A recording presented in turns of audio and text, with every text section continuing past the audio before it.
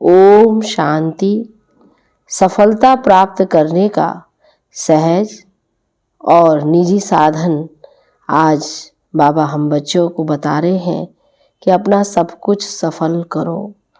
सफल करने से, सहजता से, सरलता से हम हर कार्यों में सफल हो सकते हैं। तो इसके लिए बाबा ने बहुत ही अच्छी धारणा युक्त मुरली आज चलाई है, तो जिसमें कि आज अव्यक्त बाप दादा के महावाक्य हैं 17/11/2022, जो रिवाइज है 31/12/92। सार है आज का, सफलता प्राप्त करने का साधन सब कुछ सफल करो। आज नव जीवन देने वाले रचता बाप अपनी नव जीवन बनाने वाले बच्चों को देख रहे हैं। यह नव जीवन अर्थात श्रेष्ठ ब्राह्मण जीवन है ही नव युग की रचना करने के लिए। तो हर ब्राह्मण आत्मा की नई जीवन नव युग लाने के लिए ही है, जिसमें सब नया ही नया है। प्रकृति भी सतो प्रधान अर्थात नहीं है। दुनिया के हिसाब से नया वर्ष मनाते हैं तो नए वर्ष की बधाइयाँ देते हैं, व एक दो को नए वर्ष की निशानी गिफ्ट भी देते हैं। लेकिन बाप और आप नवयुग की मुबारक देते हो, सर्व आत्माओं को खुशखबरी सुनाते हो कि अब नया नवयुग अर्थात गोल्डन दुनिया सतयुग व स्वर्ग आया कि आया। यही सेवा करते हो ना, यही खुशखबरी सुनाते हो ना। नए युग की गोल्डन गिफ्ट भी देते हो। क्या गिफ्ट देते हो? जन्म जन्म के अनेक जन्मों के लिए विश्व का राज्य भाग्य। इस गोल्डन गिफ्ट में सर्व अनेक गिफ्ट्स भी आ ही जाती है। अगर आज की दुनिया में कोई कितनी भी बड़े ते बड़ी व बढ़िया ते बढ़िया गिफ्ट दे तो भी क्या देंगे? अगर कोई किसको आजकल का ताज व तख्त भी दे दे, वह भी आपकी सतो प्रधान गोल्डन गिफ्ट के आगे क्या है? बड़ी बात है क्या? नव जीवन रचता बाप ने आप सभी बच्चों को यह अमूल्य अविनाशी गिफ्ट दे दी है। अधिकारी बन गए हो ना। ब्राह्मण आत्माएं सदा अखुट निश्चय की फलक से क्या कहते हो कि यह विश्व का राज्य भाग्य तो हमारा जन्मसिद्ध अधिकार है। इतनी फलक है ना, या कभी कम हो जाती है, कभी ज़्यादा हो जाती है। निश्चय है और निश्चिंत है। इस अधिकार की भावी को कोई टाल नहीं सकता। निश्चय बुद्धि आत्माओं के लिए ये निश्चित भावी है। निश्चित है ना, या कुछ चिंता है, पता नहीं मिलेगा या नहीं, कभी संकल्प आता है। अगर ब्राह्मण है तो निश्चित है, ब्राह्मण सो फरिश्ता और फरिश्ता सो देवता। तो पक्का निश्चय है ना कि थोड़ी हलचल होती है, अचल अटल है। तो ऐसी गोल्डन गिफ्ट बाप ने आपको दी और आप क्या करेंगे? औरों को देंगे। अल्पकाल की गिफ्ट है तो अल्पकाल समाप्त होने पर गिफ्ट भी समाप्त हो जाती है। लेकिन यह अविनाशी गिफ्ट हर जन्म आपके साथ रहेगी।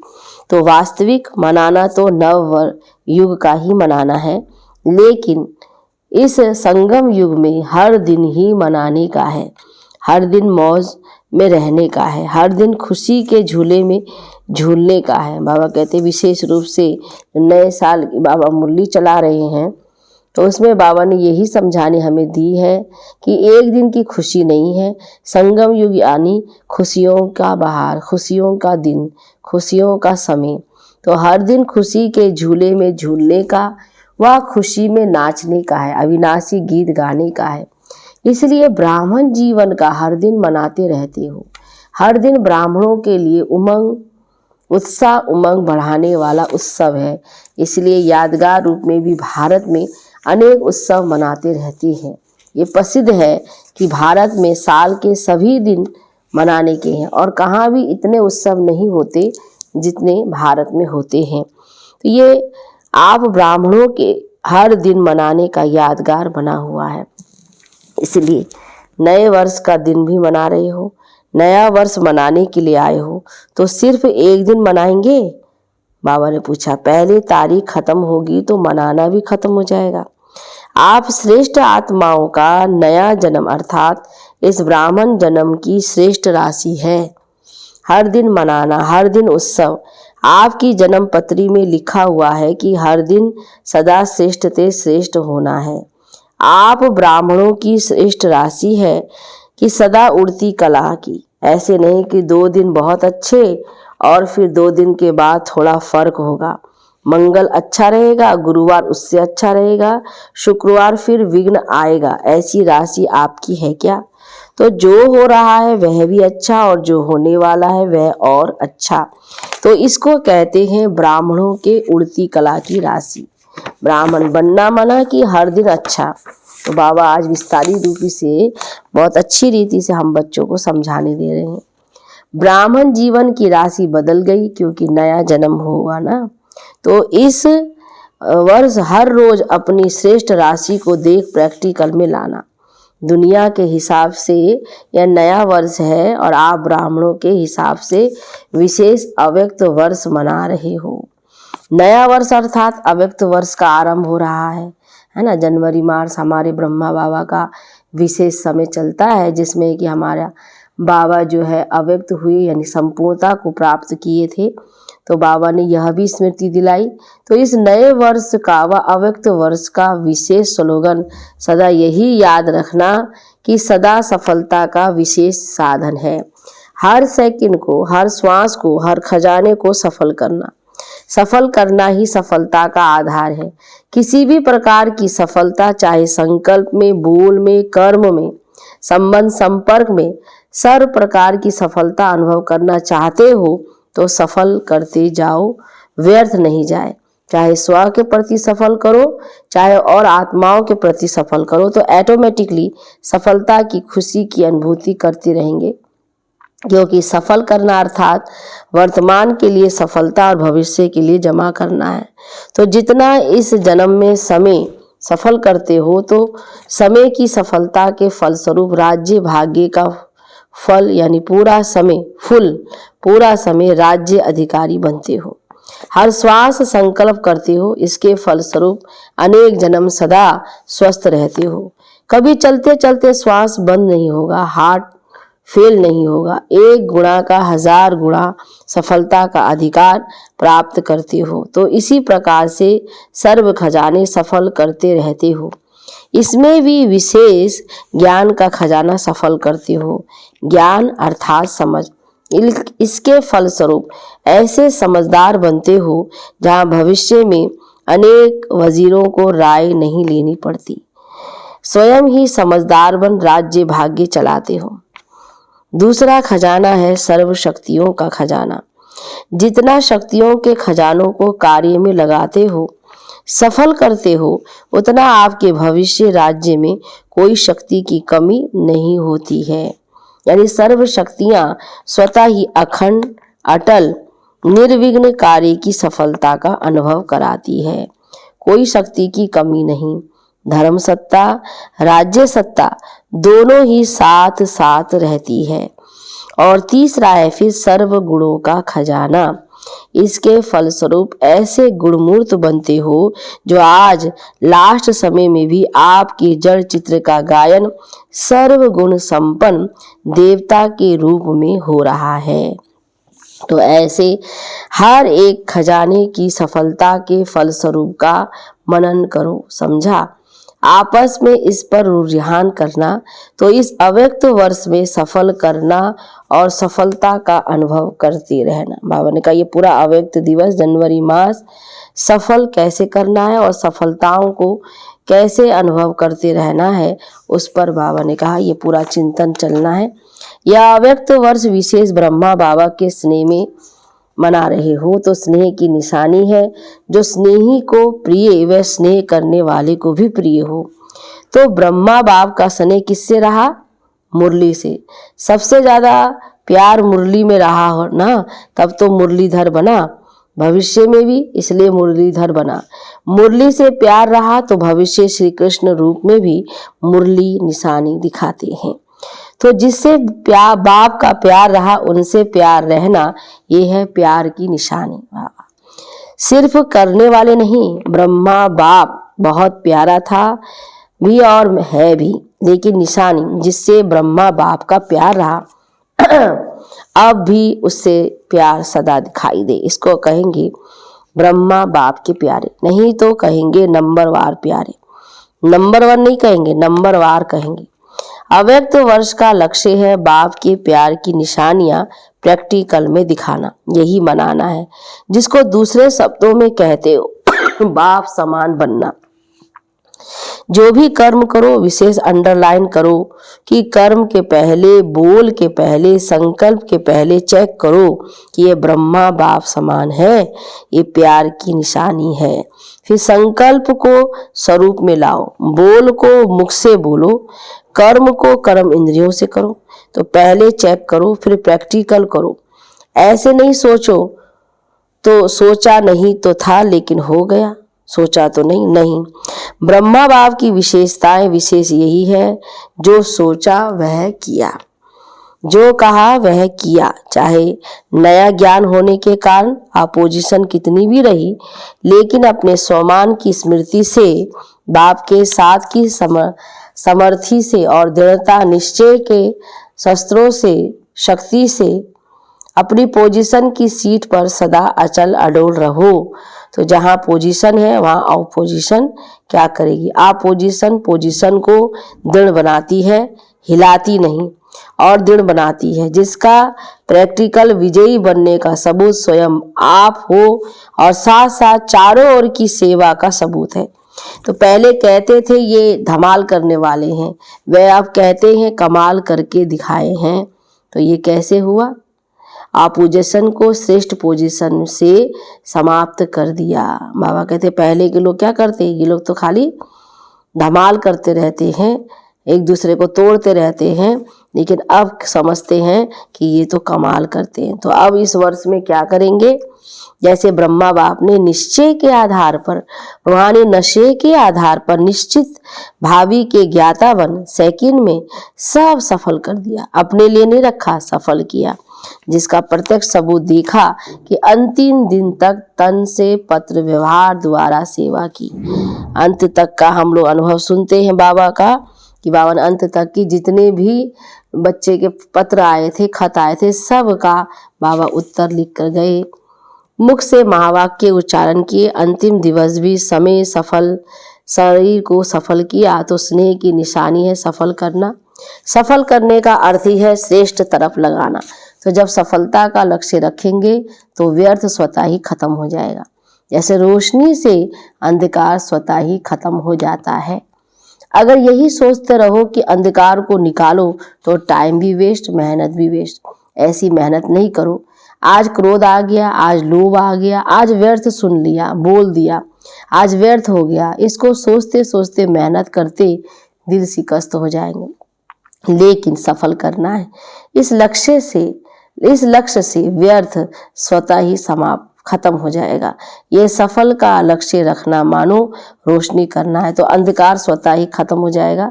समझा? अव्यक्त वर्ष में क्या करना है?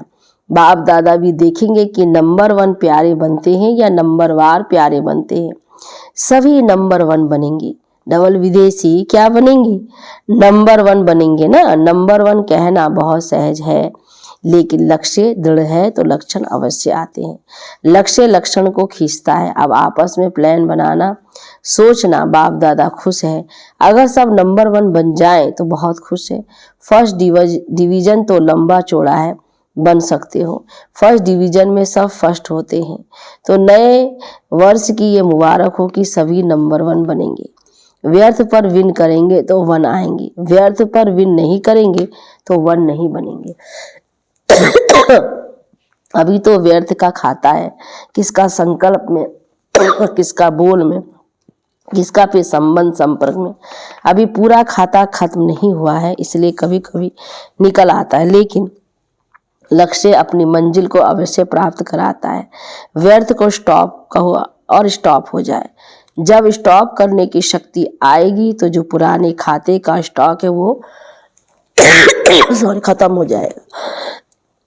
इतनी शक्ति हो, परमात्मा सिद्धि है, रिद्धि सिद्धि वाले तो अल्पकाल का चमत्कार दिखाते हैं और आप परमात्म सिद्धि वाले विधि द्वारा सिद्धि को प्राप्त करने वाले हो। परमात्म सिद्धि क्या नहीं कर सकती? स्टॉप। सोचा और स्टॉप हुआ, इतनी शक्ति है? या स्टॉप कहने के बाद भी 1-2 दिन में लग जाते हैं तो 1 घंटा, 1-2 दिन लग जाते हैं कि घंटा लगेगा? एक बाबा ने कहा 10 घंटा भी लग जाता है। स्टॉप तो स्टॉप। तो ये निशानी बाप को देनी है, समझा? सेवा की सफलता व प्रत्यक्षता तो ड्रामा अनुसार बढ़ती जाएगी, बढ़ रही है ना। अभी पहले आप निमंत्रण देते थे, अभी वो आपको निमंत्रण देते हैं। तो सेवा की सफलता की प्रत्यक्षता हो रही है ना। आप लोगों को कोई स्टेज मिलने की व डिग्री मिलने की आवश्यकता नहीं है, लेकिन ये सेवा की प्रत्यक्षता है। भगवान की डिग्री के आगे ये डिग्री क्या है? उदयपुर विश्वविद्यालय ने दादी जी को मनन डॉक्टर्स की डिग्री दी है, विशेष मान्यता दी है, लेकिन यह भी प्रत्यक्षता का साधन है। साधन द्वारा सेवा की प्रत्यक्षता हो रही है। बनी बनाई स्टेज मिलनी है, वह भी दिन आना ही है जो धर्म नेताएं भी आपकी आमंत्रण करके चीफ गेस्ट आपको ही बनाएंगे। अभी थोड़ा बाहर की रूपरेखा में उनको रखना पड़ता है, लेकिन अंदर में महसूस करते हैं कि इन पवित्र आत्माओं को सीट मिलनी चाहिए। राजनेता तो कह भी देते हैं कि हमको चीफ गेस्ट बनाते हो, ये तो आप ही बनते तो बेहतर होता, लेकिन ड्रामा में नाम उन्हों का है, काम आपका हो जाता है। तो जैसे सेवा में सब प्रत्यक्षता होती जा रही है, विधि बदलती जा रही है, ऐसे हर एक अपने में संपूर्णता और संपन्नता की प्रत्यक्षता करे। अभी इसकी आवश्यकता है और अवश्य संपन्न होनी ही है। कल्प कल्प की निशानी आपकी सिद्ध करती है कि सफलता हुई ही पड़ी है। ये विजय माला क्या है? विजय बने हैं, विजयी हैं, सफलता मूर्त बने हैं, तब तो निशानी है ना। इस भावी को टाल नहीं सकते। कोई कितना भी सोचे कि अभी तो इतने तैयार नहीं हुए हैं, अभी तो खिटखिट हो रही है, इसमें घबराने की जरूरत नहीं। कल्प कल्प की सफलता की गारंटी या यादगार है। क्या होगा, कैसे होगा, इस क्वेश्चन मार्क की भी आवश्यकता नहीं। होना ही है, निश्चित है ना। निश्चित भावी को कोई हिला नहीं सकता। अगर नाव और खिवैया मजबूत है तो कोई भी तूफान आगे बढ़ाने का साधन बन जाता है, तूफान भी तोहफा बन जाता है। इसलिए ये बीच बीच में बाईप्लाट्स तो होते रहते हैं लेकिन अटल भावी निश्चित है, इतना निश्चय है। या थोड़ा कभी नीचे ऊपर देखते हो तो घबरा जाते हो, पता नहीं कैसे होगा, कब होगा क्वेश्चन मार्क आता है। ये तूफान ही तोहफा बनेगा, समझा? इसको कहा जाता है निश्चय बुद्धि विजयी।